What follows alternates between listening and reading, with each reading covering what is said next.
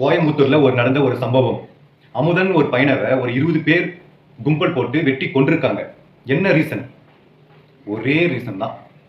கோயம்புத்தூர்ல இருக்கிற காலேஜில் சில பேர் போதை மருந்து யூஸ் பண்ணியிருக்காங்க. அதை பார்த்துட்டு ஒரு பையன் போய் கம்ப்ளைண்ட் கொடுத்துருக்கான். கம்ப்ளைண்ட் கொடுத்த உடனே ஒரு 10-20 பேர் பசங்க கும்பல் போட்டு சேர்த்து அந்த பையனை வெட்டி கொண்டுட்டாங்க. ஏன் கொள்ளணும்? எதுக்கு கொள்ளணும்? இதுக்கு முன்னாடி யார் யார் இருக்கா? யோசிக்க வைக்க தோணுமா தோணாதா? ஓப்பனாக சொல்லணும்னா நம்ம தளபதி சிஎம் ஆன பின்னாடி டிஎம்கே கட்சிக்காரங்க அந்த சீட்டை திரும்பி அபகரிக்கிறதுக்கு என்னென்ன முயற்சி பண்ணணுமோ அது எல்லாமே பண்றாங்க. மோதுற டைரக்டா மோது. எதுக்கு? ஜனங்களை சாவடிக்கிறது, உயிரை கொல்றது அவ்வளோ ஒரு சாதாரணமா போயிடுச்சு. உங்களுக்கு டைரக்டா மோதலாம்ல. அதுக்குன்னு இருக்கே சட்டமன்ற அலுவலகம், அதுல பேசுங்க. உங்களுக்கு என்ன தோணுதோ பேசுங்க.